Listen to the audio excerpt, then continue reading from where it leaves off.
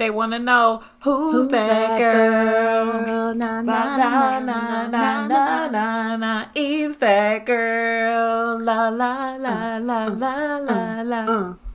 That was the perfect way to end that episode. It was just such a boss bitch move. It was. Hey, y'all. Hello. Welcome to the Southside of Wakanda podcast. I am J Money. And I am Captain Virgin, ? If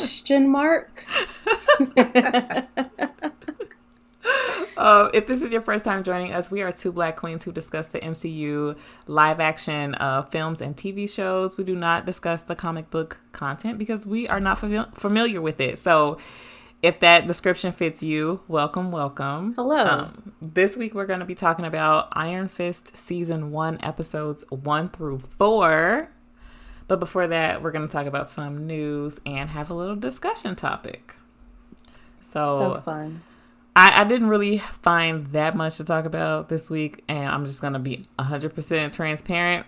Didn't put that much effort into it. So, sorry if you can hear this. My cat seems to think that my microphone is supposed to be like her own personal scratch pad. So, Cersei. I know. I'm going to have fun editing your audio. I know, seriously. Like, girl, we've been doing this for like a year. And you ain't never did that before. She just wants attention. I can't believe you think I like attention. Okay, sorry. Go ahead. So, Rosario Dawson tried to spill the beans, and I think I forgot to mention this on last week's podcast. She was on some panel somewhere, and she mentioned that she didn't get a chance to work with John Bernthal with the last bunch of shows. So she's excited to be able to work with him with, The Punisher. Did we talk about that? I don't think we mentioned it. I feel like, because we talked about Moon Knight and we talked about Patton Oswalt and the Eternals. It sounds familiar. Maybe we didn't talk about it. I probably sent it to you later, but I feel like I forgot to mention it. But either way, she is now walking back those statements and saying, "Oh, I guess I shouldn't get my news information from fans." Ha ha ha. So, okay, girl. Right. I don't really believe her. I feel like if the Punisher is going to be in the MCU, it's going to be John Bernthal. Right. There's no reason for it to not be him. He wants to do it again. He's still able to do it again, so he should do it again. And there it is. Especially if they're going to have it be rated R. I think I saw somewhere that if it won't be rated R, then he don't want to do it. I don't blame him for that. Me either, because it's the Punisher. Like, how can you make the Punisher like PG-13? Exactly. Now she getting all her hair all over the place. Cersei, I really need you. Fine, I will give you some love right now, and then I need you to skedaddle, or I'm gonna kick you out. We also might have a director for the Fantastic Four movie. Oh yeah. People are thinking that it's gonna be Matt Jackman, who he directed the WandaVision TV show. He also worked on Game of Thrones, and he also worked on Succession. What's his name? Matt Jackman.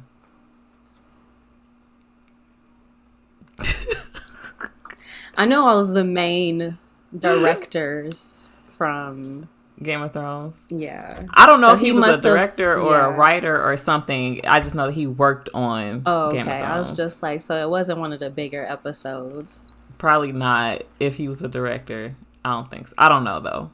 So, I mean, he has been on some big name shit, and WandaVision was pretty good. So, looks like a good decision. I don't know. Succession is also a really good show. So, if he's involved in Succession and Game of Thrones, like even taking WandaVision out of it, because, it wasn't... Okay, girl. WandaVision, it wasn't my favorite, but as far as directing goes, it was really good. But even taking like that out of it, Succession and Game of Thrones is amazing to have on your resume, because those two shows are just like spectacular. Oh yeah, I mean, I feel like just to be in the entertainment industry and have like multiple HBO shows on your resume, like because HBO. One thing about HBO is they recycle people.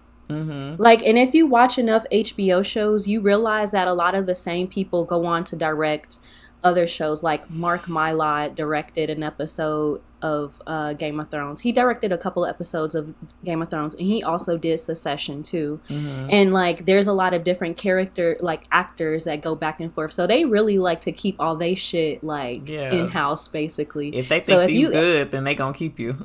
Exactly. And then like, you know, like some people directed episodes of Game of Thrones. They're show running the new House of Dragon series too. So it's just like, if they like you, they gonna keep you around. Yeah. Ramin Djawadi, he does the composing for Game of Thrones. He also did Westworld. Look at her popping her HBO shit, y'all. Period. I'm just like, I know some of those words. The way you know comic book stuff is the way I know HBO stuff. Oh my God. So yeah, I'm excited about it now to see him do his thing, and I'm excited about this fucking movie that we've been waiting on for like the past 30 years. So let's go. Yes. Then the final bit of news is kind of like a rumor. So the girls were on the internet fighting because Giancarlo Esposito said that he has spoken with Marvel and he wants to play Professor X. And I don't know if you are familiar with him, but anybody who isn't, first thing, he's black. He was in The Boys. Yes. He was in Revolution, Breaking Bad. I don't know him. I barely knew his name, but when you say he was black, with that name, I was like, oh yeah, I knew who that is. Yeah. He's been in a lot of random stuff. He's the black guy with the Latin name. Yes. And he's an Afro-Latino. He's actually not. Is he not? No. With that name? Exactly. Remind me of somebody we went to high school with. Yeah, he's he's just a black person. He's not Dominican or Puerto Rican. He's not nothing. Biracial. He's not biracial, girl. Yeah, that was part of the conversation too, because black people was like, he won the Oz? I didn't know that he was one of ours. I thought this whole time, ever since I like saw his name and knew that was him, I thought he was like Dominican or something. Yeah, me too. But no. Because he got that little curly hair going and everything too. I was like, he's, all right. He out here passing as Dominican, just casually. He's exactly. Well, I don't even know if he doing it on purpose. Just other people. I think we just assuming it, right? Because I've literally gone the last 10 years of my life thinking that man was Dominican. Like seriously. No, I did absolutely no research. I don't even think I've ever heard him speak like Spanish or any other language either. It's just, there you go. But exactly. So yeah, he wants to play Professor X. I think he's an excellent actor, but a lot of people are just like, Professor X supposed to be white. He need to be white, and he got to be white. And while I don't think so, like from my knowledge, I don't think his whiteness is a part of his character, but I know that making him black, and if they set it during like the 60s and stuff, like the way that the X-Men took place, is going to make it a little bit more complicated. And I mean, if they do it and they pull it off well, I think it's fine. But if they don't decide to make him black, I wouldn't be mad. Especially since we have a lot of characters that are black that can be introduced. Yeah, just get us some new black people. That's all. I'm okay with Professor X being another bald white man. It's okay. I don't. Which bald white man would you want him to be? I don't know. Stone Cold Steve Austin. I'm sorry. Oh my God. I don't know how I just spit in my own eye. That was fucking hilarious. He was the first bald white man that popped into my brain. I don't know. Prince had asked me, he was like, who would you cast as the Black Fantastic Four? And I was like, oh, I'm so bad at this, because the only person I could think of is for Sue Storm, I would like to see Tika Sumpter. But anybody else, I don't know. Especially people that haven't already been in the MCU. What's that one girl, DeWanda Wise? Mm-hmm. Yeah. Wanda Wise? Yeah. That's her name. But yeah, I couldn't like think. I of would no actually like to guys. see her as Storm. Yeah, she could do it. The bone structure, she can act too. She could do it. Exactly. Yeah, that's what I was just thinking. But like, as far as black male actors who aren't already in the MCU, who would? Morgan Freeman. He could be Reed Richards. Oh, I was talking about for Professor X. Oh. I have no idea. The only one for Reed Richards. And who's black? I'm thinking of who's not in it. Lakeith Stanfield is not in it, but I don't really see him as being. Maybe he could be Reed Richards because he kind of like nerdy, weird, but I don't see him as being like a superhero. I don't see that as his genre. No. I feel like I heard a rumor about somebody. Go ahead. I feel like I need to. No, I was just about to say. I feel like I need to like Google black actors, and just because it's harder to kind of think about somebody that's not already in it. I just remembered my gossip that somebody was saying that it was like a rumor that Trevante Rhodes might be Luke Cage, but it's just a gossip. It's just rumors, but I wouldn't be mad at that. No, I like that. Yeah, I love Trevante Rhodes. That. But yeah, so Ice Cube as Reed Richards. Oh my god. So yeah, I'm like looking at this list and I'm like, a lot of these people are either terrible or in the MCU or too old. Yeah. See, that's the issue, but I think that's also the issue with them just like constantly giving the same people roles over and over and over again. Like, love Daniel Kaluuya. He is in everything where the lead actor is a man. Love Michael B. Jordan. Same thing. Love even Yahya. He be in everything now too. He not in MCU though, so maybe we could get him. He's in DC, right? Twice, right? We need to just steal him and get him over to the winning team. He could be Reed Richards. Yeah, that's a movie I watch, but I would watch him as Dr. Manhattan again. I would watch him like sort through grains of rice. I would watch him water the grass. I would watch him, like, tie his shoes. I would watch him watch paint dry. Yeah.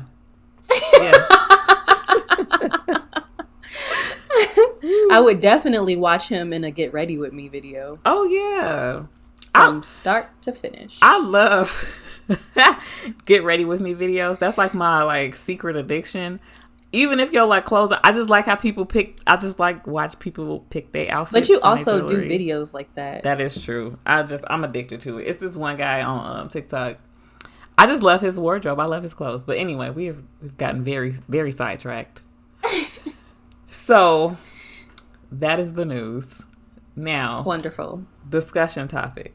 So a little bit of backstory. Me and Shani did not really prepare for this, but I remembered that the other day I was laying in bed looking through TikToks and I just had this thought, but it was super, super late, so I didn't want to send you a voice note, and I just recorded myself in my TikTok drafts. This is gonna be embarrassing, probably, but here it is. Were you high? Okay, I'm thinking about the MCU, and it's just weird that like these people like wasn't being paid. Like, how did they get money? Like, how was they expected to pay bills? Like Black Widow and Hawkeye probably, because they was working at S.H.I.E.L.D. and I guess Captain America. But remember, he said he couldn't even afford to live in Brooklyn. Like, how much was they paying them to like risk their life and save the fucking world? And then afterwards, Sam can't even get a fucking loan at the bank.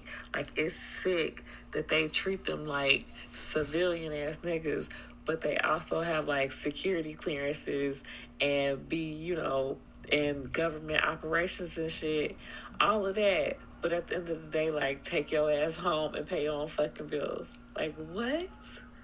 This is fucking wild. Definitely high. But I feel like I made valid points though. definitely did. It just was really concerning me just thinking about myself as a regular individual, because that's pretty much what Sam Wilson was.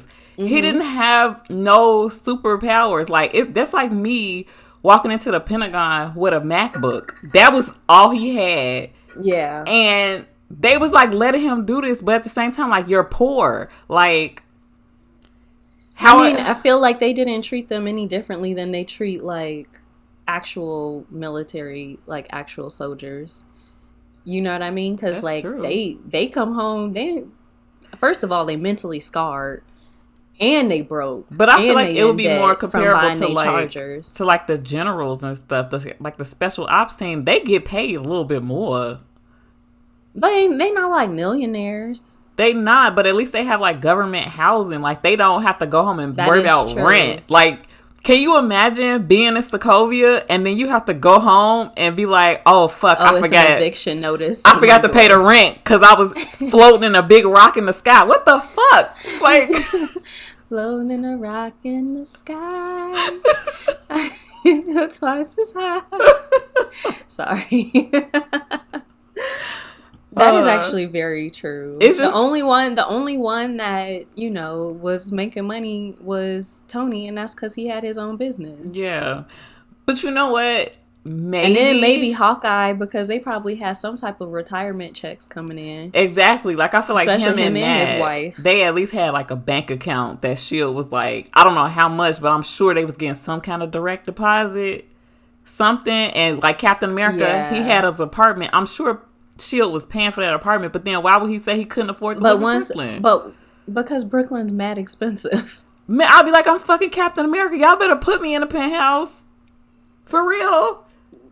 True, but they don't give a fuck. That's great. The government don't give a fuck. And then too, after that, after S.H.I.E.L.D. collapsed, they definitely wasn't making no money. Right. Because they was basically like independent contractors. Just how was that? Who was making the contracts? Who was actually giving them the money? I would have been like, I'm sorry, like, this is not like, they would have to be emailing me like a fucking Instagram account, like, oh, we want you to go to this country and do this. They were influencers. This is how much we'll pay you, and I would be fucking negotiating like, bitch, that don't even cover my rent. And that's why the concept of the boys and Vought is so believable. Yeah, because it's just like, it has to be a career, because these people can't just like do this stuff at like on like Goodwill, right? You know what I mean? Because Goodwill don't pay the bills. It sure don't. Like, it's still America. It's still capitalism. I just was really concerned. Like, how are y'all eating? How you maybe Tony Stark was giving them some type of like stipend or some type of funding. If he was, that's nice, but that's also very fucked up. Like, I know that he had more money than God, but like, how is that all his responsibility, Nick Fury? And you putting a team together? Do the team got a fucking paycheck? Do the team get health benefits? Like, now over here, they probably did when it was only. I mean, technically, Thor don't count because he don't live on this planet. True. So they would have only had to worry about 4 people. One of them is a billionaire. The other one and 2 of them were actual like government contractors or employees. But my thing is like, after S.H.I.E.L.D. fell, because they was probably living nice and comfortable up until that point, and then after then it's like, who's actually paying y'all? I wonder. And then once it became like even more Avengers, that's probably why Tony decided to fucking snap himself away. He saw all them damn people walk through them wormholes and was like, I can't afford to fucking take care of y'all. They done blew up the Avengers campus. He's like, I'm not selling weapons anymore. I don't. Right. He's like, I barely have an income. The energy business is not nearly as lucrative as weapons. I swear. He probably was like, I spent all my money figuring out time travel. I don't know what the fuck y'all finna do at this point. I got a baby now. Fuck y'all. He was like, I'm good.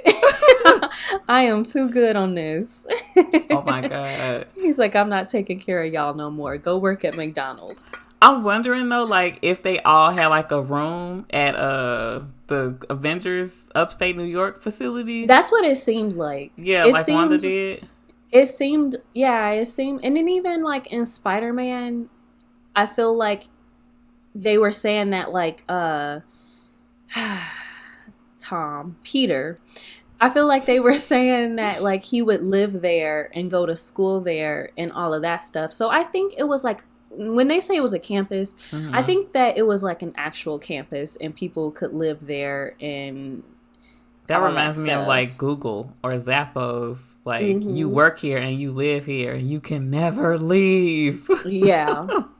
But I feel like in between crises, they probably had a lot of downtime. It was probably hella fun. It probably would be. Just think they about... probably had a bar. I doubt Zappos or Amazon has a bar. Shit, girl, they might. I sat through like the Zappos facility like tour orientation. Our boss had us do that. And we were like, yeah, this is fun, but it also seems like a cult. Like, when do these people go home and see their families? Like Kyle from Iron Fist? Exactly like that. Speaking of, I'm going to just say one more thing about Zappos, then we can move on. But the guy who was doing the orientation was like, some lady like was on a call with a customer for like 8 hours or something like that. And he was like, yeah, our customer service is just top tier. And I was like, that sounds like hell. No, that sounds terrible because I fucking hate talking to people on the phone. Oh, especially strangers? That's why I don't have a customer face. Well, I do have a customer facing job, but I just don't talk to them over the phone unless I'm trying to take their money. Yeah. Period. And that's the only reason I'm talking to y'all on the phone is because you said that you wanted to buy something and I'm trying to get this bonus. Yeah. I don't talk to people on the phone either. I just, no. Yikes. Honestly, and then I get like so much anxiety when I have to call people. This one time my phone started ringing at work and I was like, what do I do? Just watching it ring like, ooh. Yeah, and I forgot that I told somebody to call me so that we can make a sale. But I was like, I got all like clammy and my heart started racing. I was like, is this what anxiety feels like? Just answer the phone. Who is this? Who do you work for? Exactly. What do you want? What do you want from me?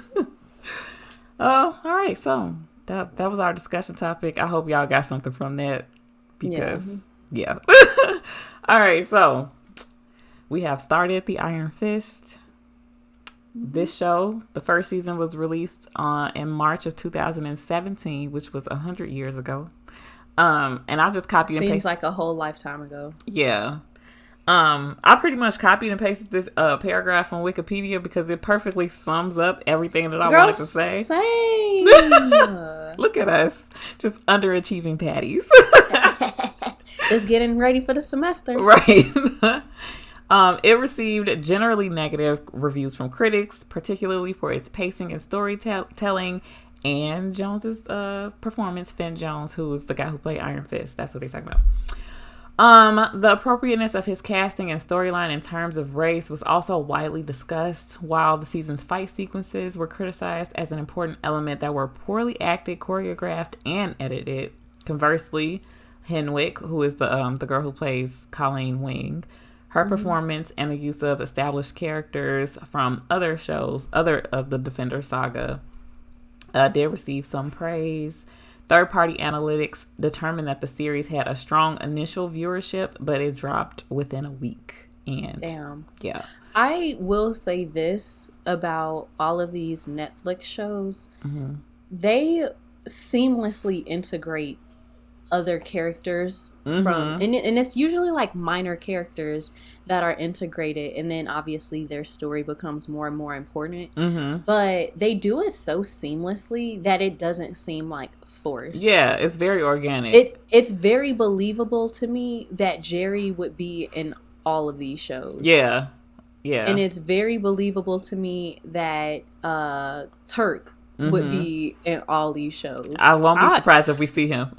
Girl, I thought we was going to. I ain't gonna lie. I literally have a note that says like when they got when they got to like the Fight Club parts, I was just like, this seems like a low down scummy place for Turk. Honestly, it do. Like he'll be in the back selling knives or some shit. Like something. He's making like other bets. Like I could definitely see him there. So that's one thing that I do enjoy about this. Like when fucking J Money popped up, I was like, right, Jerry fucking Hogarth. Hey, girl. I know Jerry making her money, her Hogarth. Okay, run that check. So this show ended up getting a 72% audience score on Rotten Tomatoes and a 20% critic score. Damn. With that, yeah, that's the lowest one that we've seen so far. Like, I think while it's not my favorite, 20% seems very low. Yeah, they like, when you think about the fact that like Andrew Garfield's Spider-Man movies have like 50-60% or something like that. I would much rather watch that than this. We'll get into it. Okay. The showrunner is Scott Buck, who was the co-producer on a couple shows, or co-producer and writer on a couple shows like Dexter. I did not do a lot of extensive research on him, but I will say that his Wikipedia page ended with the fact that he was the showrunner on Iron Fist and The Inhumans, and both of those got overwhelmingly bad reviews. So, oh, his Marvel days are over. Yeah, I don't know if he has done any work after that, but I'm sure he won't be in the MCU doing anything. Yeah. So, sorry to that man. But yeah, as far as the cast goes, lots of new names. Finn Jones is Danny Rand. I already said that. Jessica Henwick was Colleen Wing. Tom Pelfrey is Ward Meacham. Jessica Stroop is Joy Meacham. And David Wenham is Harold Meacham.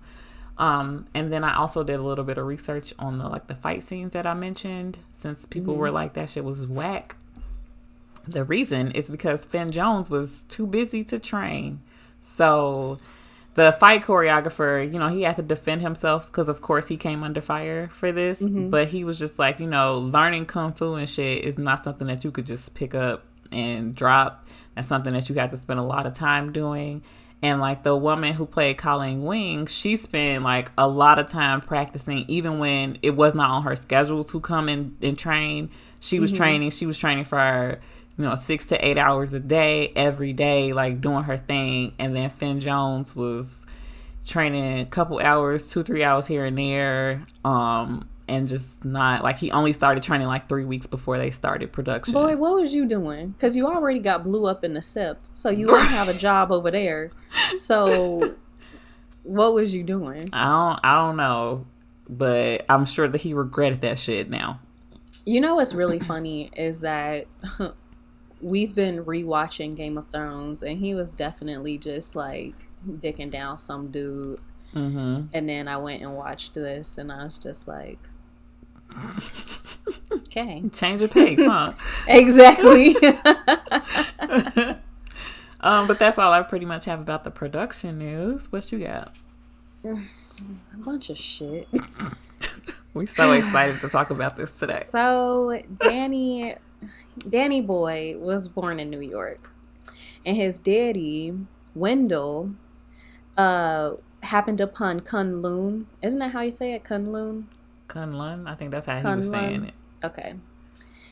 He happened upon the mystical city of Kunlun, and during his time there, Wendell saved the life of the city's ruler, Lord Twan.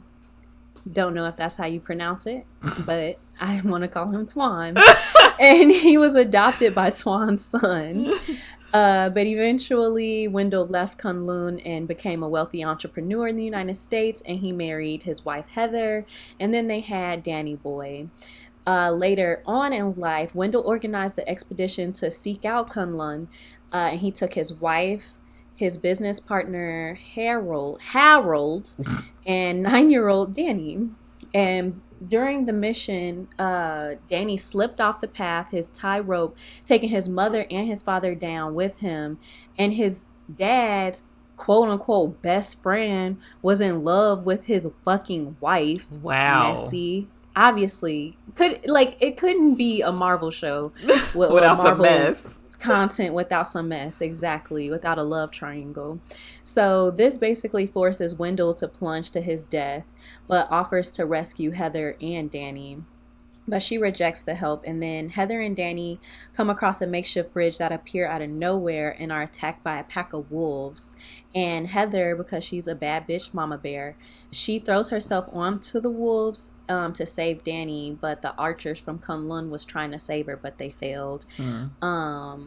And Danny was basically like, he wanted fucking vengeance on the man that basically killed his dad. And he became like an apprentice, and he was taught martial arts and all that jazz, and He's the Iron yeah, Fist.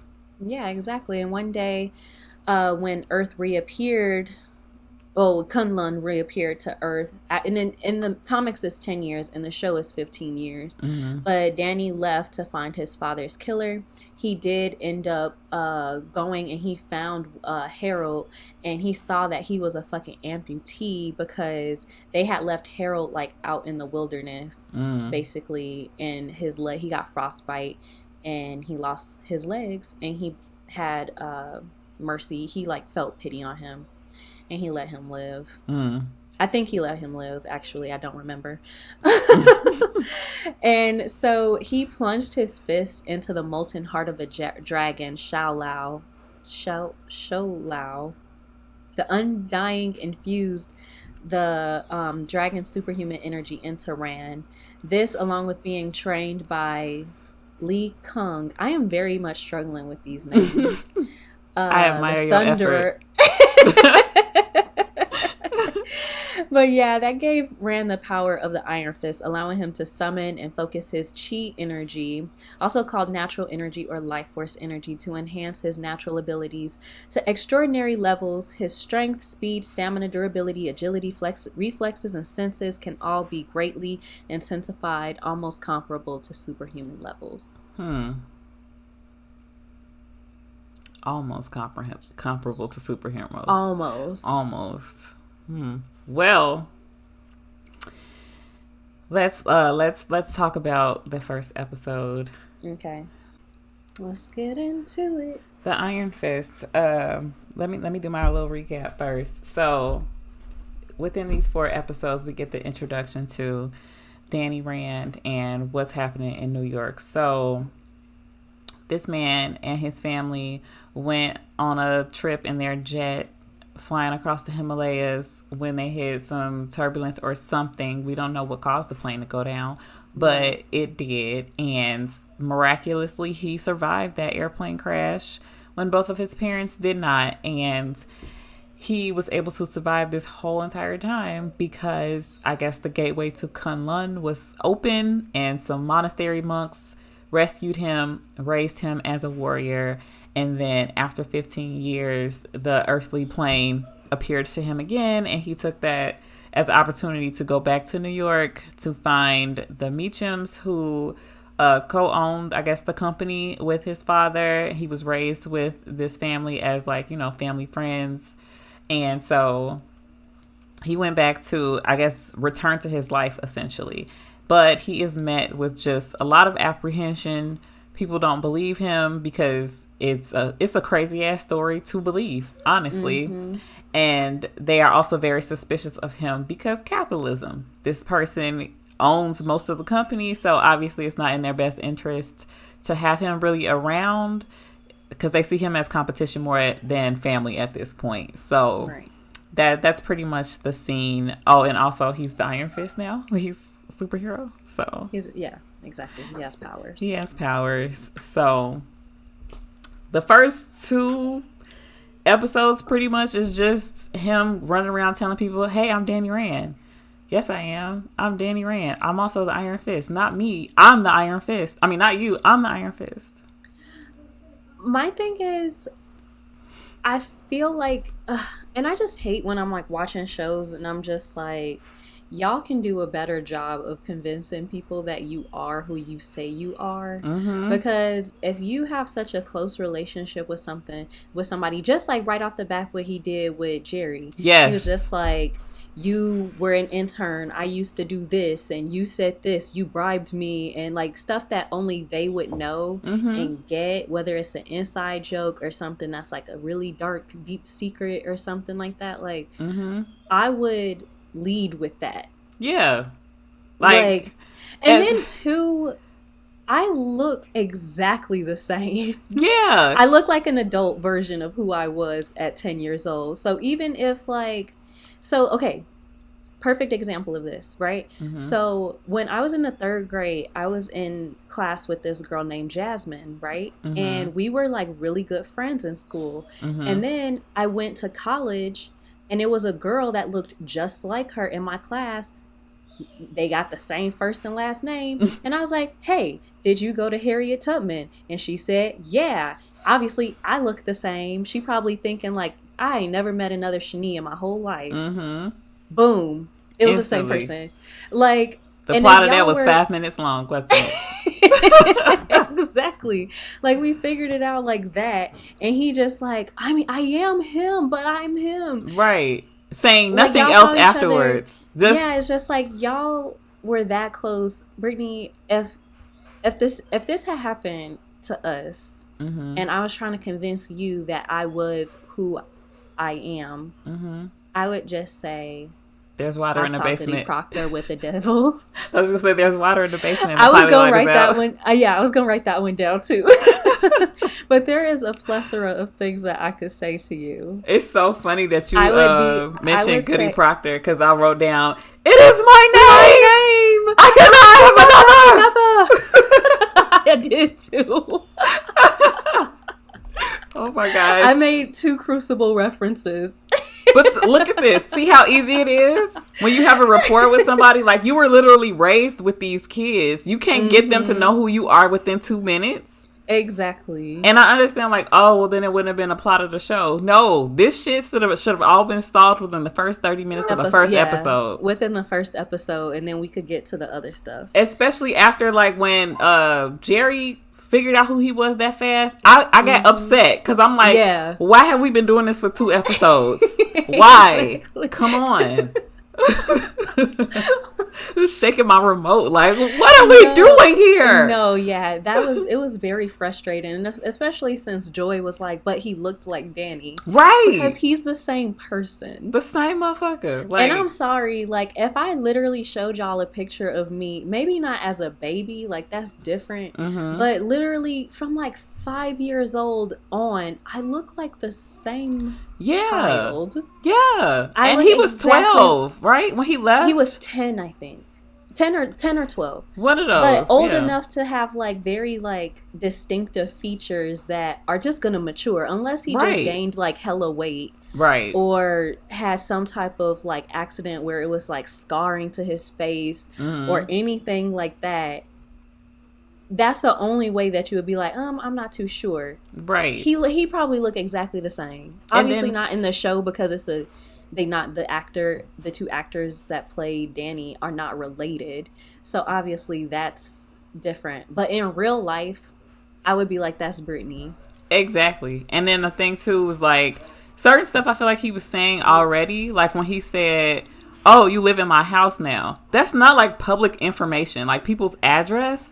Exactly. So she should have been like, how the fuck do you know that this used to be Danny Rand's house? Oh, you must be Danny Rand. Hello? Something. It was just like, and then like Ward. Obviously Ward is just a dick piece. Like, we kind of saw that from like when he was younger. But he knew. He knew that was Danny. He did. Especially when he was just like, you used to kick me in the balls. And I was just like, Danny, I don't know how to break it to you, but that is not your friend. Y'all was just raised together. Sometimes that happens. Had that little boy not been rich like that, he probably would have been a fucking school shooter. He was terrible. He was an awful child. He was a terrorist. Yeah, for sure. And they just let that rock. And then it's interesting, like, it must have been like that fucking like childhood trauma from his dad. But because he grew up and his dad is just like, he be hoeing him in every episode. So it's just like, you be a big fucking bully with everybody else, and then your daddy just... But that's literally how it be. Yeah. It's like the bully's parents are usually fucking bullies too. Yeah. Thank God he didn't become a serial killer, because... I mean, there's still time. He definitely gives me, what was it, Bateman vibes? Yeah. Exactly. So he come back, and he's like, everybody thinks that he was dead. Everybody thinks that his family was dead. He find out Harold is dead.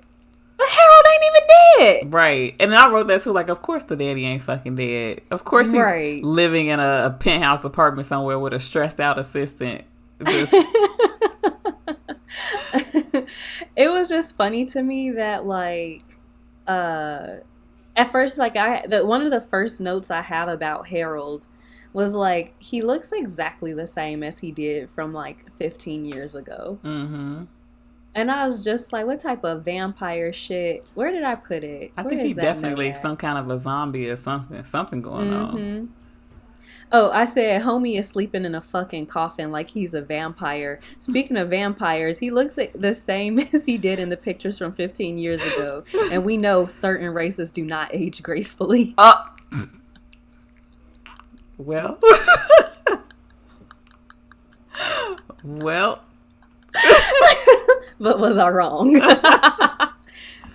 I can't say anything about that, but you fucking right. Danny said the same thing. Like, why do you still look the same age? And then I felt very vindicated after I put that. I was like, maybe I'm tripping, but he looks exactly the same. It's definitely some weird shit going on, especially since Madame Gal keeps showing up in the fucking shadows. Mm-hmm. Did we know that she was a part of the whole hand business? Yeah, I think so. Because I thought it was Nobu in them. I didn't know that the Chinese was a part of it as well.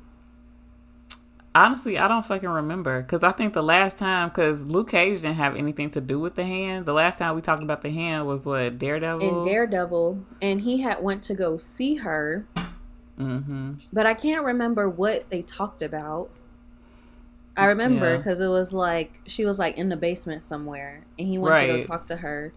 But I didn't think that she had the whole like powers and could pop up randomly. Honestly, I really feel like Madame Gal was a sleeper. Like, she the head bitch in charge and we just didn't know this whole time. I felt like she was. I feel like felt she was. Because the way that she was hoeing Fisk around. Yeah. Yeah. I definitely thought that she had, like, she's just the old lady or whatever, but I was definitely like, she's one to watch. Didn't she have a fight scene in, like, Daredevil season 2 or something? At one point, I know she beat somebody ass, and I was just like, oh. Yeah, I think so. Okay. Somebody has some secrets. So. Anything you want to share with the class? Right. So, yeah. I think that I probably, like, the show started to get more interesting at, like, the end of episode 3, really episode 4, and I think it's because we were at the point where, okay, we fucking get it, that's Danny Rand, can we move on? Exactly. Else? With, like, the whole, like, putting him in the mental hospital, I was like, please do not be in this mental hospital for more than an episode. The fact that he stayed in there for 72 hours when he could have used the fucking fist, he could have fisted his way out of there. Hey.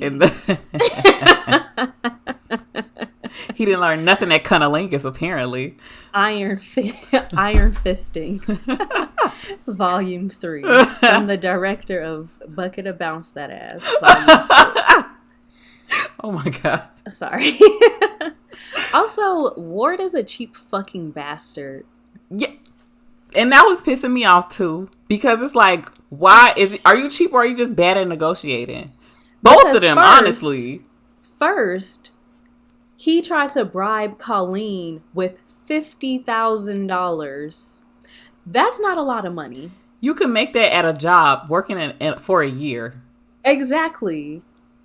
And it's just like, okay, yeah, I'd have it right now, but that's not enough money. And then it's not enough money to like we were talking about on Luke Cage when they were like robbing all them people. We're like, that's not enough money to just like live off comfortably for the rest of your life. And then the thing too, he gave her a paper check from Rand. She gonna have to pay taxes on that. Right. It would be better if you showed her with a suitcase of fucking money. Exactly. She can't afford to pay taxes on $50,000. What the fuck is wrong with you? Exactly. And I was like, if a billionaire came up to me with that check, I would have told him that those was rookie numbers. For real. Get those numbers up. You could at least add 2 zeros to this. What the fuck? Something. I was so fucking mad at that. And then again, when they were trying to get Danny to settle, and what was it? They made it 100 million, yeah. But at first it was 40 million, and then they tried to take it down to 20 million. But it's a $1 billion company, so the math ain't mathing to me. If a man owns 51% of a multi-billion-dollar company, and you only come into me with 100 million, Thank God that Jerry was on his side. She was real cunty in Jessica Jones, but she was looking out for Danny because she was like, "You are not worth millions, baby. You was worth billions with a B." Oh okay? yeah, oh yeah. Look, one thing about Jerry, she could be a bitch, she could be a cunt, all that, but the bitch know how to do her fucking job. The lawyer be lawyering, okay? Right? She gonna get the case closed. She gonna do what needs to be fucking done. And then I hate that like one of the stipulations of, I'm sure it was a gag clause in there too, but they wanted him to change his name. Yeah. And then that's when we got the quote. Right. It is my name.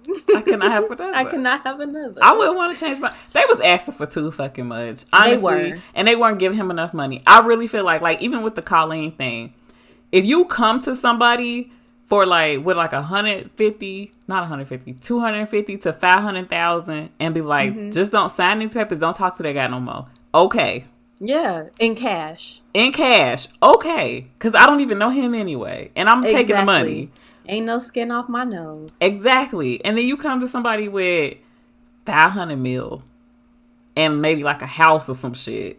Something. Sure. Maybe and maybe some shares so that he also still makes money residually. Yeah, just be but like... But y'all was literally just like, oh, here's this little ass $1 million. And it was zero finesse from Joy because he came to the apartment. He liked her like as a friend. But from what she said, they were basically like, you know, some betrothal shit. Everybody thought that they was gonna get married. It was like they were. She could have fucking used that. She could have. I was like, "Where's the sugar at, Joy?" Like she really acted like she didn't have shit to do with him, which does not make sense with what you just said. He showed up on her doorstep. Yeah, she was talking to him, but as soon as she get in the house, she pulling out some fucking papers. Bitch, you could have fed him. Yeah. You could have been like, let's go shopping to get you some clothes. You could have took him out to dinner. Y'all could have played fucking Scrabble or something. It's really easy to finesse a man. Flirting with him a little bit. Not that I finesse men, but if I wanted to, it's very easy. You've seen movies. You know how it's done. I know people. Like, right.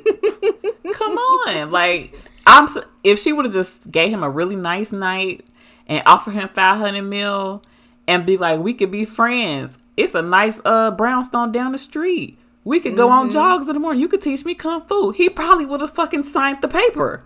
Yep. Because I feel like in his heart of hearts, he just wanted to be back in his family. He don't want to run no fucking business. He doesn't care about any of that stuff. He probably has a 12-year-old education anyway. So it's just like, none of that stuff really mattered to him. Yeah. But and the money definitely don't matter to him because he's been living the last 15 years without money. Right. And it seems like he didn't really have that type of relationship with money, like even from his parents. It seemed like he actually had good parents that gave a shit about him. Mm-hmm. So it's just like, he really wanted the family, not the money or the business. And they so fucking like materialistic and capitalistic that they think that he's after their business and he don't give a shit. No.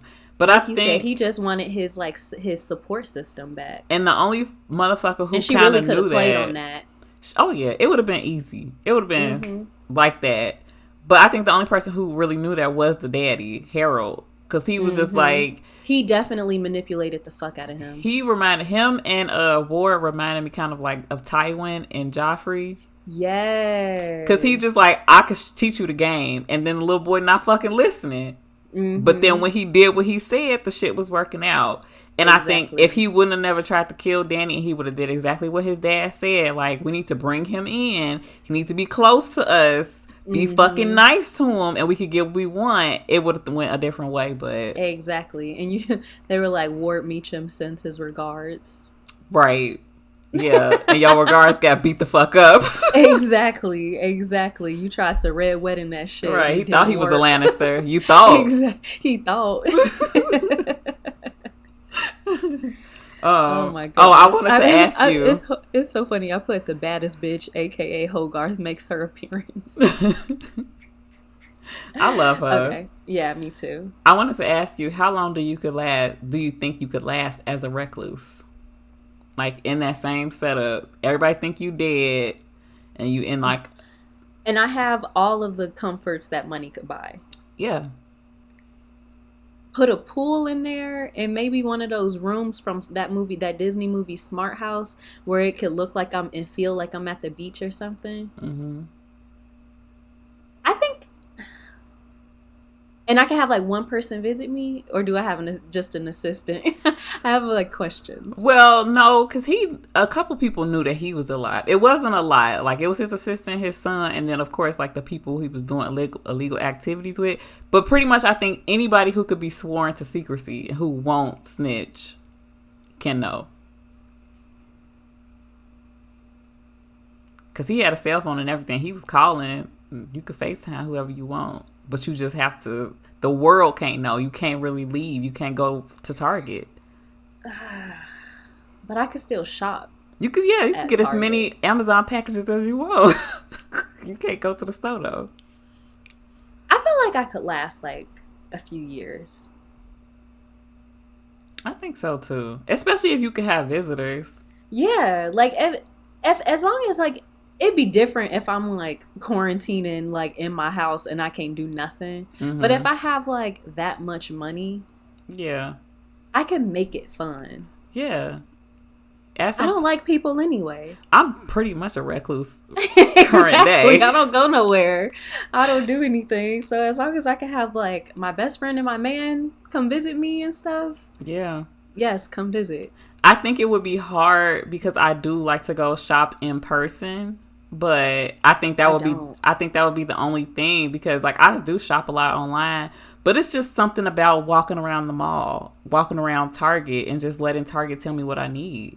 See, I like going to Target. I hate shopping though. Like I'm not a shopper. I think going out to eat would be my thing, but I feel like I could have that experience. Like if it was like an apartment below mine, and then like a chef prepared it and just like sent it up on the elevator, or like just one of those like dumbbell things, you know, like a waiter elevator. What is it called? Dumb waiter.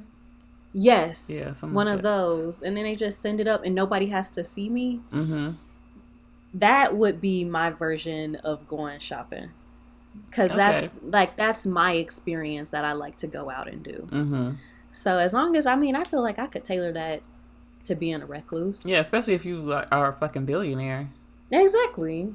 I could just have a personal chef that has the whole apartment down below. And they just send food up. That's what's wrong with us. They ain't never getting us back in the fucking office, bro. Like, leave me in my house for years, bitch, and I'll be fine. Exactly. I'm not even a billionaire. Exactly.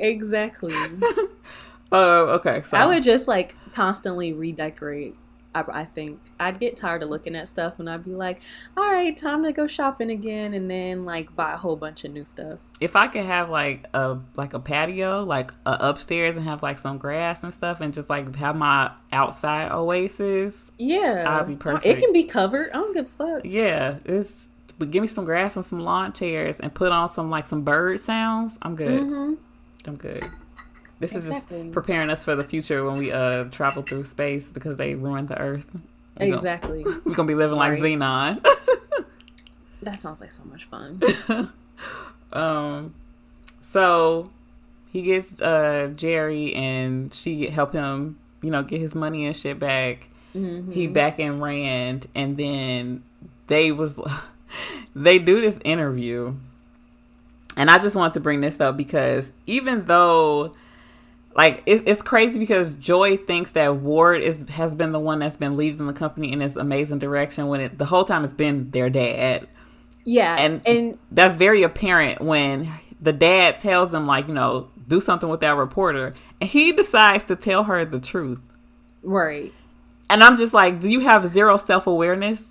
I was thinking, I thought that too. And I was just like, maybe he's so rich that he doesn't understand that, like, common folk like us would think that was an amazing thing that Danny did. Maybe. Like, he just, like, doesn't know how to read the room. Like, those, like, people that are so it happens a lot with, like, white people. Like, they're so used to being around, like, white people that they don't know how to, like, be around black people and be normal. Mm-hmm. You know what I mean? Like, we've both have had that experience before. So I think it's kind of the same way. It's just like he's so used to being around these huge, rich billionaires and CEOs and shareholders and all of this stuff that he does not know how to talk to people. She's a reporter, babe, at a newspaper. She's definitely not making $40,000 a year. No. So you telling her that he didn't want to sell a prescription for $50 a pill? $50 a pill, and then pills usually have like at least a month's supply. What's that, like $1,500? A lot of fucking money. Yeah. And I also feel like I think I agree with you, because if he's used to being around the people that's like in that boardroom, because everybody in the boardroom pretty much felt the same way that he did, except for Joy. Like, she didn't want him to do it, but she kind of understood where he was coming from. She understands that people would not be able to afford that medicine, but she also understands the business aspect of it. Exactly. And I feel like Ward, like, you know, $50 a pill is a lot of money, but you also think that it should still happen, you know? Like, it's a weird cognitive dissonance that's going on in his brain. And you know what's like a really good example? Okay, so in the show Succession, at one point they send Rory Culkin's character to like this like a management seminar, which is basically like lower level management. His dad owns this like conglomerate company, and like his dad was mad. He was like, "How much does a gallon of milk cost?" That, you know, that's usually a question that people get asked in movies and TV shows, like rich people. And the guy and Rory is basically just like, "Fuck, I don't know. Like, who fucking cares?" And it's just like basically like that's a question. It's like, you don't know the value of a dollar. You don't know how like these people think. Not that the CEO really gave a shit about little people at all, but it was basically like to kind of get his son to think like, you obviously don't fucking know anything about shit. Yeah, honestly. And so it's kind of the same thing with Ward. He's just like, this fucking guy wants to sell the pill at cost.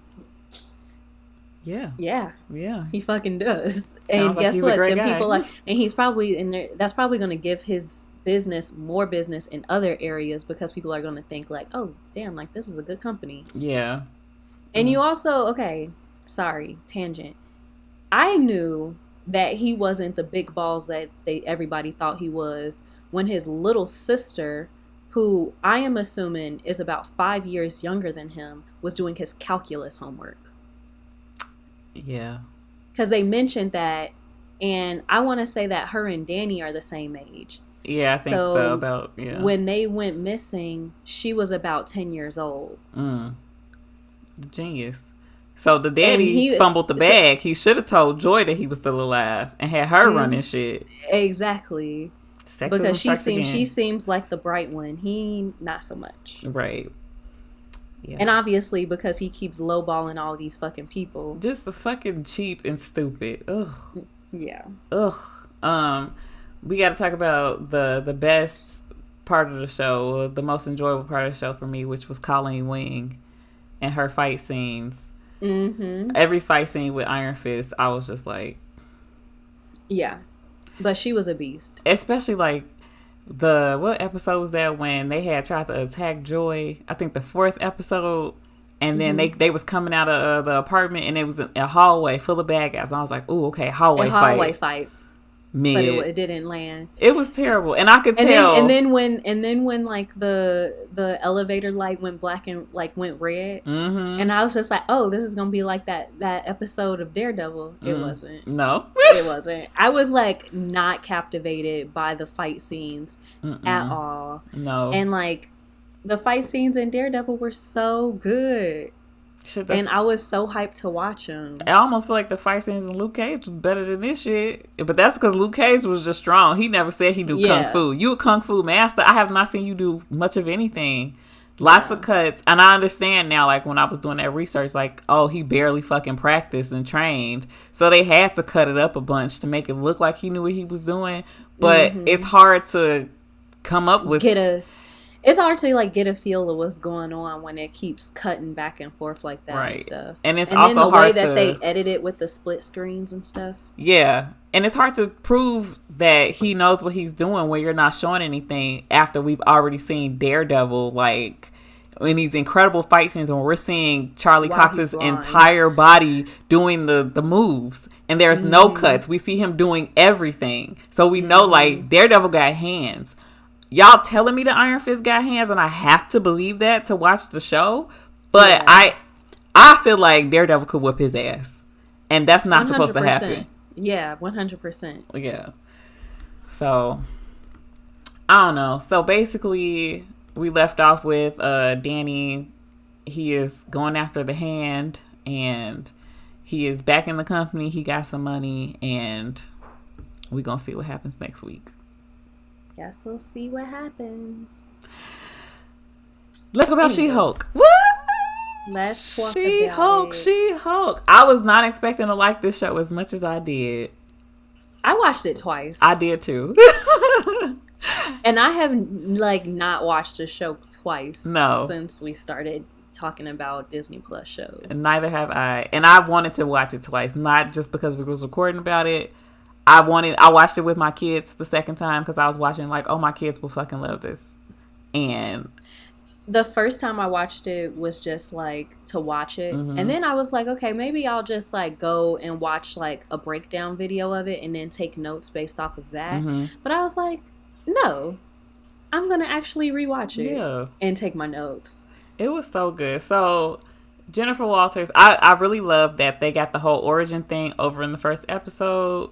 I know a lot of people was like wondering how she became the Hulk because in the comics, I think it was a similar thing. It was a blood transfusion. Yeah, some accident and a blood transfusion. This one is just like he bled into an open cut that she had. And don't let people bleed into open cuts. Don't share needles, guys. Exactly, because that's how you get HIV. Don't want you won't turn into the Hulk if that happens to you in real life. Exactly. It's pretty fucking dangerous and gross. So, because of that, she is the Hulk, and she's also still working as a paralegal. So, in the beginning of the episode... Lawyer. Oh, right. Sorry. As a lawyer, her best friend is the paralegal. Put some respect on her name. Right. I was thinking about her best friend, Nikki. But, so, we already get that established within, like, the first couple minutes. Like, she is a Hulk, and she's still working on her job, and then we know what happened. So... most of this episode is her and Bruce interacting with each other.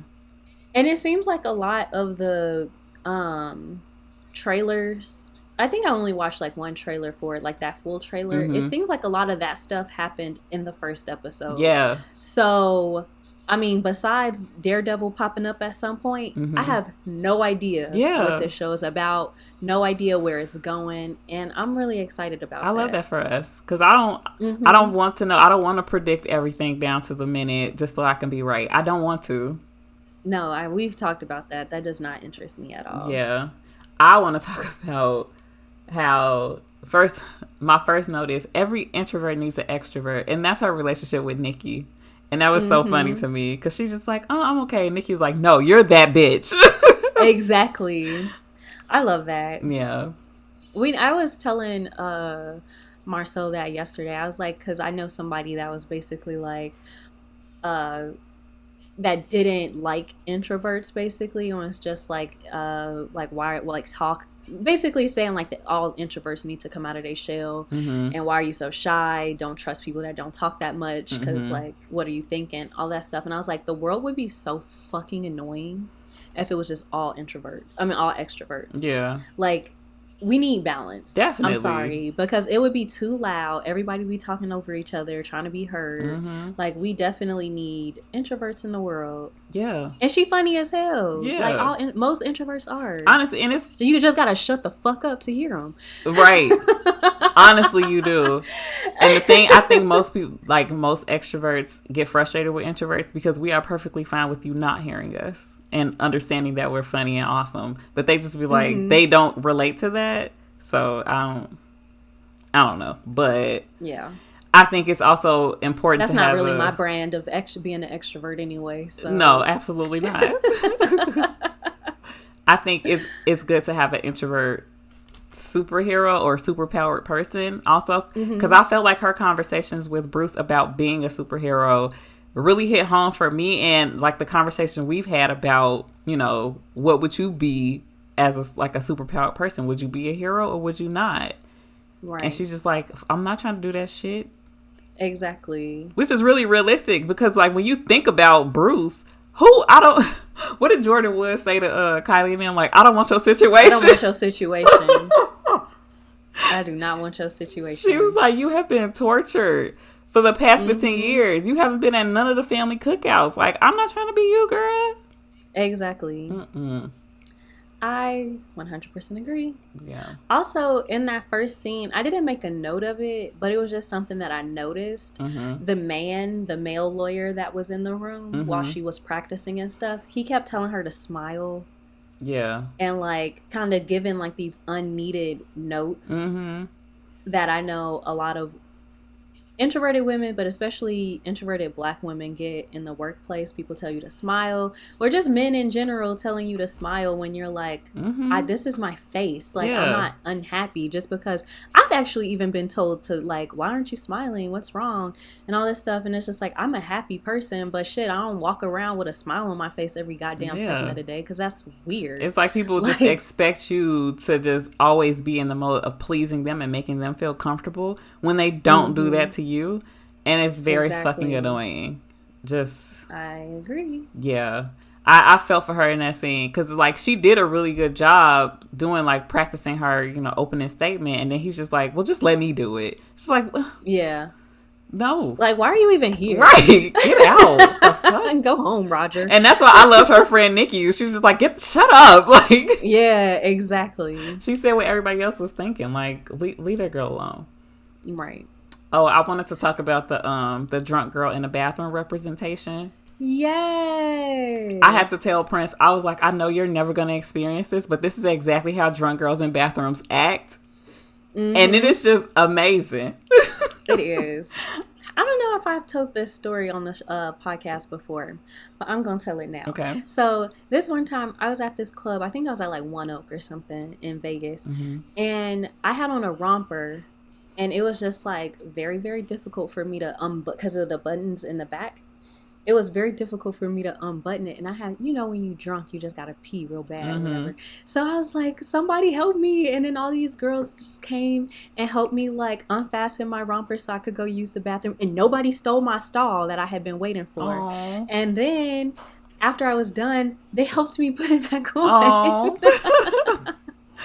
There have just been so many instances that I've met like some really dope girls in the bathroom. And they always be like, so nice. Yes. Or just this one time I became friends with this girl because we were at Blue Martini and I told her she looked pretty and she told me I looked pretty. And then we became friends. Like, we actually used to hang out and stuff before I moved to Arizona. So it's just like, drunk girls are so nice. Yeah. Like, if all girls acted like drunk girls in a bathroom, like, and if we ran the world with that same energy, world peace. There would be world peace. No world hunger. Like, everything could get solved. Utopia. We just need a few cocktails in the bathroom and we good. Yes. Just come together and just be ourselves. Yes. And I just love just the way that this show shows like a glimpse into the female experience, from the support of women in the bathroom to her being followed by those men. And I actually want to touch on that, but I think we need to take a break real quick. Okay, we're back. But like I was saying, this show just shows basically a glimpse into the female experience and everything. And I wanted to talk about her being followed by men. To our male listeners, since this is a podcast for women, but we have majority male listeners somehow, so let me tell y'all this: stop fucking following women. Yeah, period. Like, don't do it. It's fucking scary. We don't know y'all, especially if you're a stranger. I've had men, when I was living by myself, I was taking the trash out, and a group of guys, like, basically damn near started following me back to my apartment. As I'm, like, basically the same way she was. Like, I'm being polite without being rude.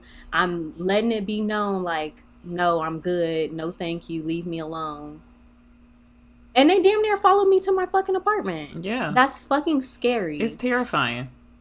I've gone to eat by myself and I've left and some guy wanted to hit on me and followed me to my car. Mm-hmm. That's fucking terrifying as a woman. And like Jen said in the show, like our baseline emotion is fear. Yeah. I've literally had a man attempt to kidnap and rape me, and he just got 30 years. So exactly, I don't care. Like a lot of people, I've seen TikToks, and they're just like, "Oh, this show is just going to be bashing men the whole time." And the first episode, all she did was just degrade men. Y'all are fucking terrible. Y'all are trash. Y'all deserve everything. Literally, y'all are trash. And she was not over exaggerating when she said that.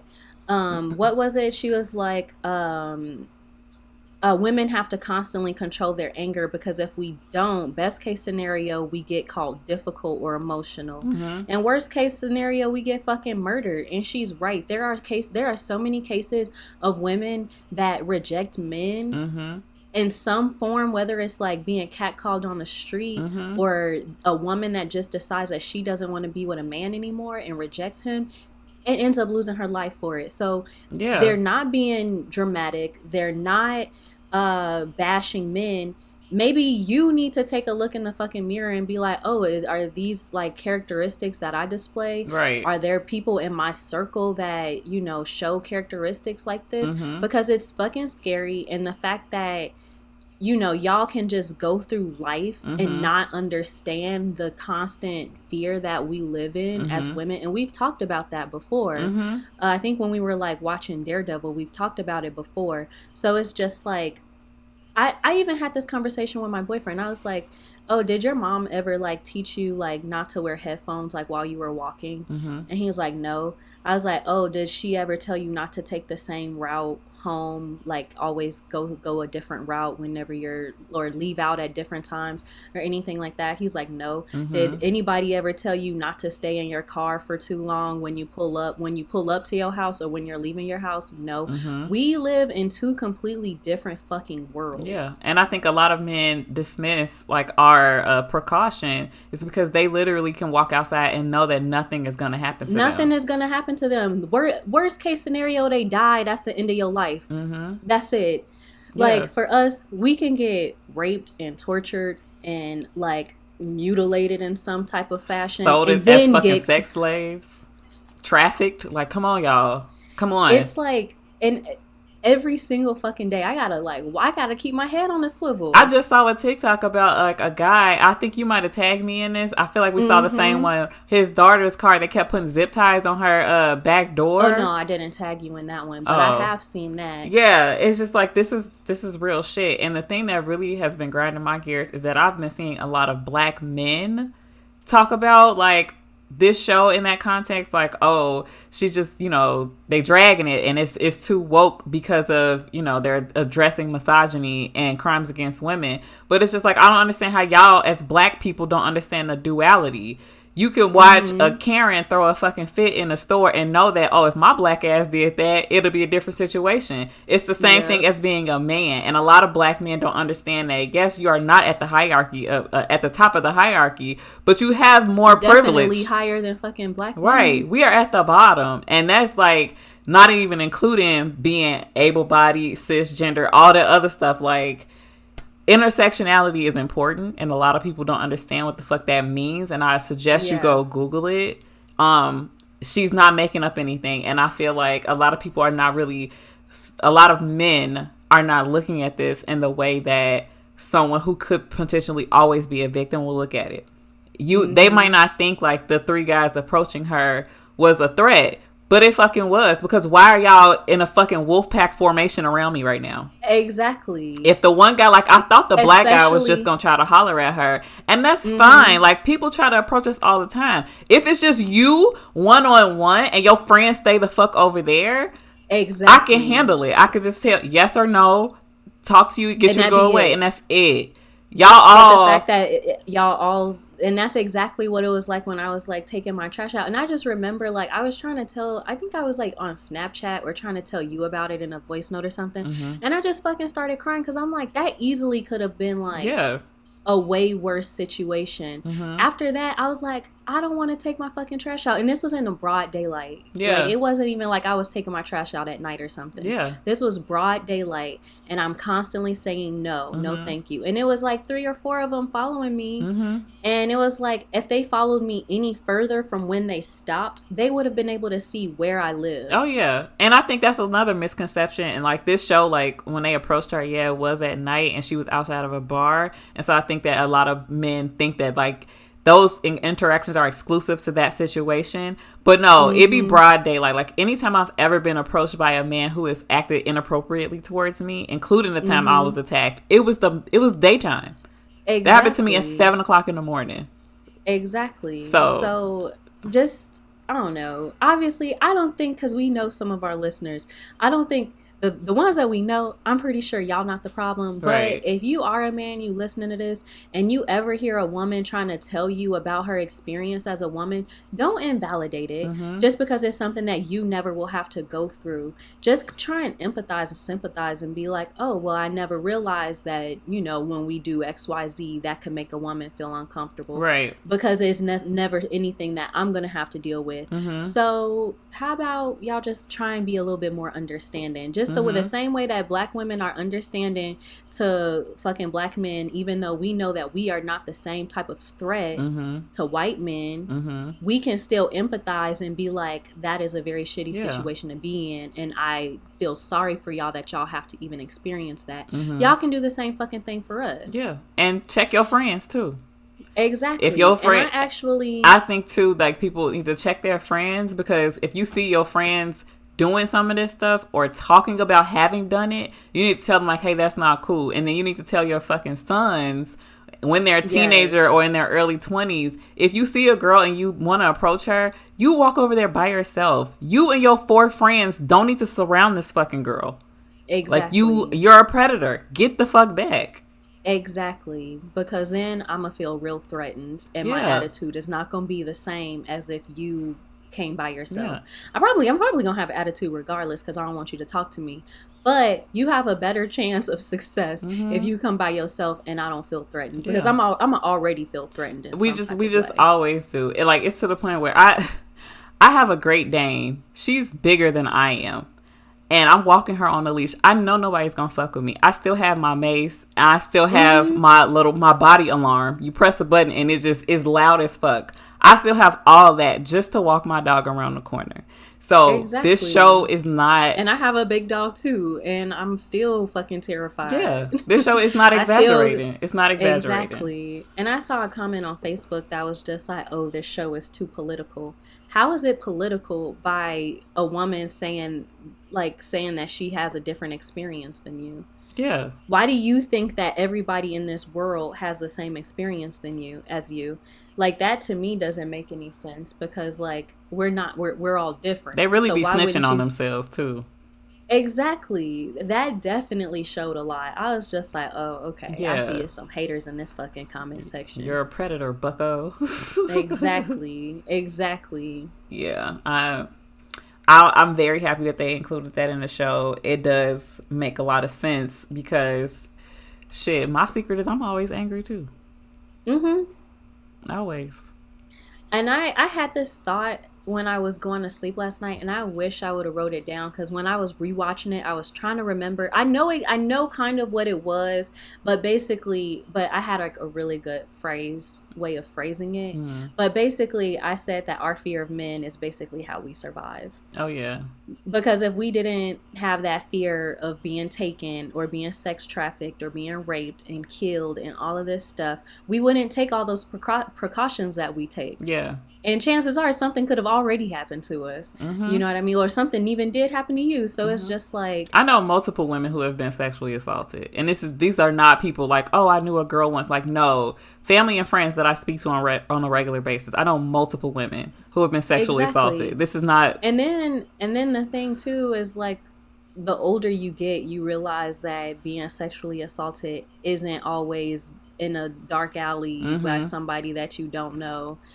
A lot of times it could be somebody you in a relationship with and you don't even realize it. Like, you can be sexually assaulted by a person that you are in love with. If somebody, and it's a lot of conversations out here right now about whether or not you well, if you don't want to have sex but your man does and you don't ever feel like having sex with him, but you do it anyway, or he tries anyway, babe, at minimum that's coercion. At minimum. Exactly. It's definitely not consensual. Yeah. So a lot more people have been sexually assaulted or, you know, coerced into having sex against their will or when they did not want to. It's not always kicking and screaming, shouting no.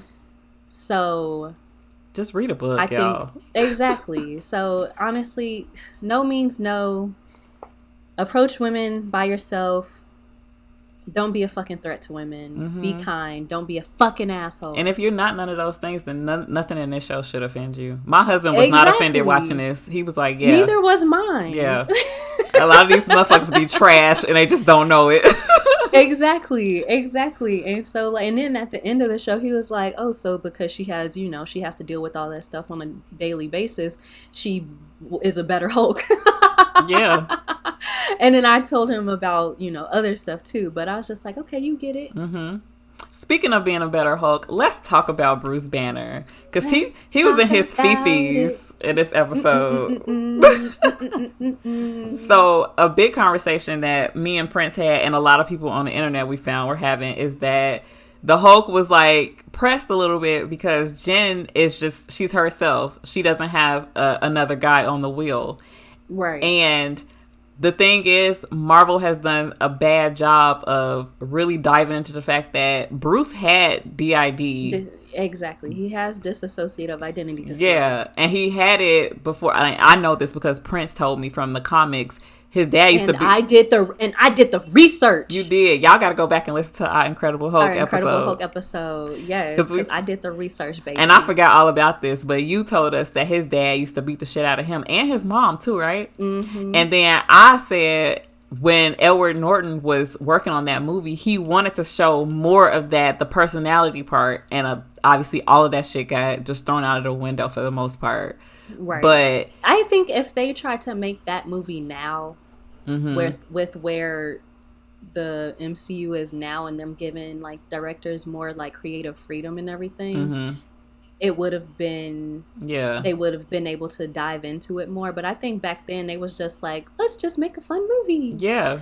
They didn't want to make it more serious than what it could have been. Yeah. And I actually really would have wanted to see them be like, this is something that he's always had to kind of deal with. And I hope that they kind of get to that in this show somehow. I know it's not only about Bruce Banner, but I hope that they say that, because if you only watch the MCU movies and if you've never seen The Incredible Hulk or only seen it once, you will be very fucking confused as to why she can control herself and he cannot.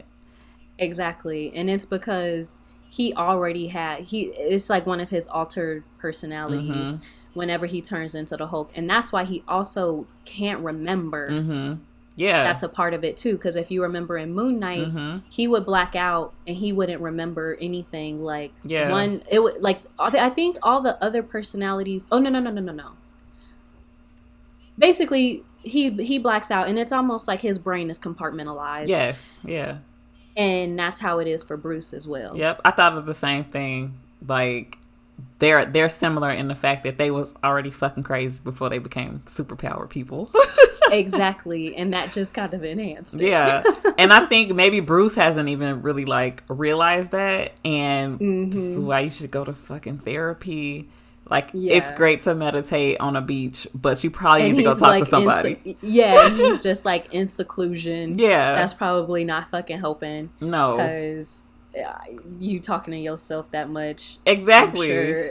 And Jen is like, I've already worked through my fucking childhood trauma. I don't know about you, but exactly, I'm okay. Exactly. So the fact that she is a woman, she already has to deal with this anger, and she does not have another personality, another person living in her brain. That is why she is able to instantaneously merge both Hulks together. Yeah. for both personalities together. And he wasn't really able to handle it. Like, immediately, he was like, am I jealous? Is that what I'm feeling right now? Jealousy? Yeah. I like, okay, besides them getting into, like, that huge domestic debacle. Big CGI fight. Exactly. Besides that, I think he handled it pretty well. He did. He had his dude bro moments when he just had to fucking throw a rock into the ozone layer. Yes. Yeah, you gotta... That probably isn't good. Gotta put your big green dick on the table. I guess he's still a man. He's a genius, but he is still a man. He's still a man, exactly. But I like that he was able to apologize and be like, okay, I will let you go on your own. I kind of sympathize with him on two levels, and we should talk about both. On the one hand, it seems like very much like a boomer kind of, like he went through all the stages of being a boomer, because he's like, well, I fucking struggle, so you gotta struggle too. Yeah. And I'm gonna help you, but you gotta get it out the mud, because I got it out the mud. Instead of being immediately happy for her, like, oh my God, I'm so happy that you don't have to struggle the way that I did. He was just like, that don't seem fair. Yeah, he was jealous that she didn't have to go through that struggle.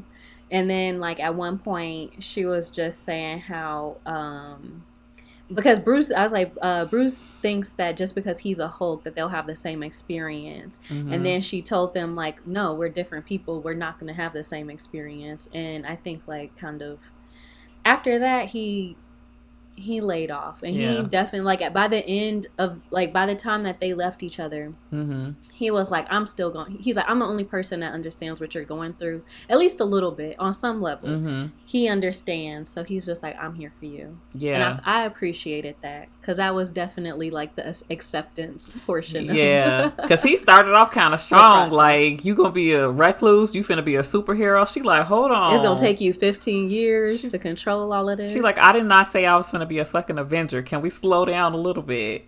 Exactly. And then, okay, so that was the one point, like, I kind of felt for him, because I feel like he was excited to, like, walk into this mentorship role, and but he was also wrong, because he was mostly centering himself in that experience. Yeah. But also, I felt bad for him, because he's so fucking lonely. He is. And he missed Tony so much. He does. It's so sad. I felt so bad for him, because he was like, oh, Tony built the lab for him, and then they spent a lot of time together during the blip, and then well, he said they spent together during a hard time. It was a good time during a hard time, but it wasn't during the blip. Yeah, it was. I thought he was in space during the blip, Tony. But there was still like 5 years after that. Oh, yeah, he was. Okay, so that's the part me and Prince were forgetting, because we were like, okay, did this happen after? It's funny. I was like, I had to get my mind right, because I was like, just in case Brittany don't understand the timeline, I got us. I was confused, because I thought he meant like after the first Avengers movie, because they did go off and have best friend time, and remember, he was complaining about Steve then too. So I was like, then I forgot that after they rescued Tony, that 5 years happened after that. I thought it happened. Yeah, because I think or before. I think by the time Tony got back to Earth, when like Captain Marvel came to save them, that was probably like a month, maybe, because he would have been dead any longer than that. Right. Yeah. So it had to have been like within 2 weeks to a month after the events of Infinity War. Right. Yeah. I kind of, I think my issue is that I have only seen Endgame like twice, so I kind of forgot the beginning of that because movie. I think he was even more mad at Tony, because what's his name? Hulk wasn't in Civil War, so he wouldn't have been around for that. Right. When Tony was mad at Steve. Right. But the second time that Tony was mad at Steve was after Infinity War. Right. So I think that's, and I think he had even said that they spent the blip together, or they built it during the blip or something. He said he spent most of his time in the lab during the blip, and then I don't know. It was weird. But he did say that, but then when he talked about Tony, I feel like he said it was a good time during a hard time. And I think during the blip is what he meant by that. Yeah. Okay. But Yeah, I was saying how like this show, I like that it shows like how close Bruce was to Tony, and then Mm-hmm. like it shows like okay, so it shows that Bruce was pretty close to both Tony and Steve, but more so Tony. Mm-hmm. It was kind of like Tony was his bestie, and his best friend's dead, He was and the then like extrovert that adopted him. yeah, and Mm-hmm. then it was just like, but he called Steve a friend and a colleague. But he talks about Tony like way more affectionately when it comes to like their memories and stuff. So Mm-hmm. that just leads me to believe that he was definitely more close to Tony. Yeah. And then Like they built that bar together, and I could just see them just doing fun shit. and it's benefits to having a rich ass best friend because Hell he set the yeah. fuck up now. He ain't sleeping on rocks and shit no more. Exactly. He got his own little island Oh basically. yeah. That's Um beautiful. and it was cute how he said that Tony would complain about Steve.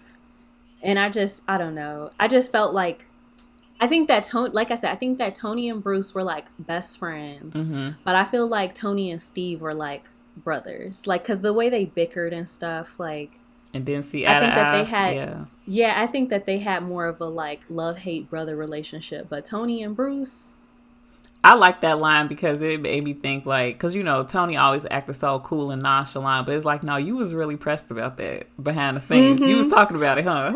He was talking mad shit about Steve. I like that, but yeah, Mm-hmm.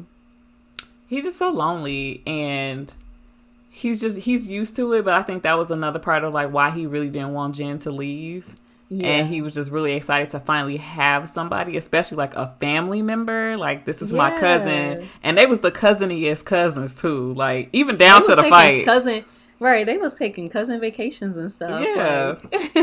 It was so cute. But yeah, I felt bad. And I was just like, I know they probably not ever going to do this. But it would just be nice to just have like a line drop like, oh, yeah, I talked to Sam on the phone the other day. Or like, Steve will still, like, because if, I don't think, did Steve die in Falcon and the Winter Soldier? What? Did Steve? He didn't die yet, has he? Have we talked about him being dead? Because we saw Who, him. Steve? Yeah. I think everybody assumes he's dead, Oh, okay. But but I feel the like if audience he's knows that he's not dead. I not mean, he dead, probably dead now, but it's never been confirmed. I feel like if he's not dead, he a fucked up friend. Because even though you elderly, you could still call people and be like, "Hey, how you doing? I'm not Captain America no more. I'm still Steve Rogers. You can't call." But I don't think that even I don't think anybody really knows. Bruce and them knew how to. Because at the end of the end game, they didn't see. They was sitting right there. Then you look and be like, "Oh, it's the old man with a shield." I think he was still like fiddling with the time machine. Mm. So I don't. They got too many I fucking don't, secrets. I don't know. I don't think so. And you know what? I it's kind of believable that Bucky and Sam will walk back over there and Bruce is just not say shit to him. Like, Yeah. they had to have, though. Like I said. Well, they probably was like, yeah, he not coming back, but maybe they didn't tell him like he's sitting right over there. Yeah. I don't know how that all worked out, but I just want know him to the have rest some of the friends. world. I think the rest of the world thinks that he's dead. Right? Yeah, for sure. But I was thinking that too. I don't think I wrote it down, but it just sucks because like I said, like Tony seems like he was his best friend and he's dead. Steve just Dead. decided not to. He Or decided not MIA. to fucking come back Yeah. for some coochie. Natasha is dead. Hawkeye basically just got his family back, and then he was saving fucking Kate and shit. So like, he is off being a family man and stuff like that. And it never really seemed like him and Hulk really interacted all that much anyway. Yeah. Thor out living his life and shit. So it's just Being like a fucking dad now. exactly. So it's just like it really is sad that out of all the Avengers is really just or the original Avengers is really just Hawkeye and Hulk is just out here living by himself. Yeah. That's really sad. Po-poo, And he was probably already a recluse in the beginning, but then he gained like this like kind of community and lost it all. Yeah. Shit, I would have been like, he should just go to New Asgard. That's what I would do. Or just, Hell yeah. because it's so fucking lonely, but whatever. At least he like angry girl. Yeah. I don't know. Did you peep that subtle reference that they mutants? They just slid that shit right on the fucking there. When he was talking about the blood, and it was like a mutated gene or something. It's like we that. have a special set of genetic mutations that make us able to process gamma. Like, oh, okay. Yeah, I did notice that. They just really just constantly sneaking that in there. Exactly. I love the running joke throughout the whole episode about Steve Rogers. Oh, yeah. Being a virgin. And until the very, very end, I was like, Steve Rogers was definitely a virgin. Because he don't seem like the type that was just like... slinging dick? Yeah. I know, I saw people saying that, you know, he fucked, what's it called, grandma? Peter Quill grandma at the Stark Expo. Remember that? Mm-hmm. Just because she looked at him like, ugh. But he's probably still a virgin.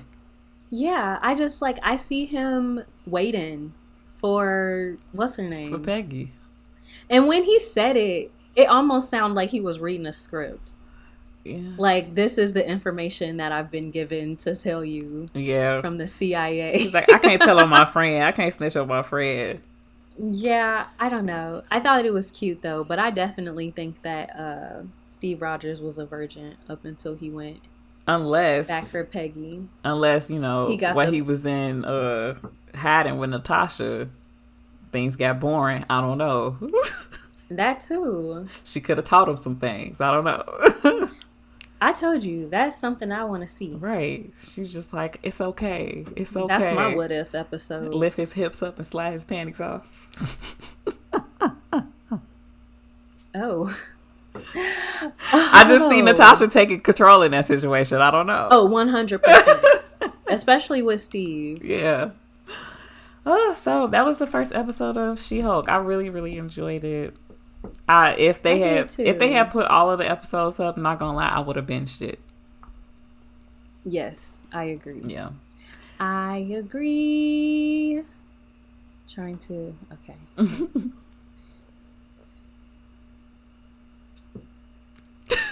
You got anything else on your mind?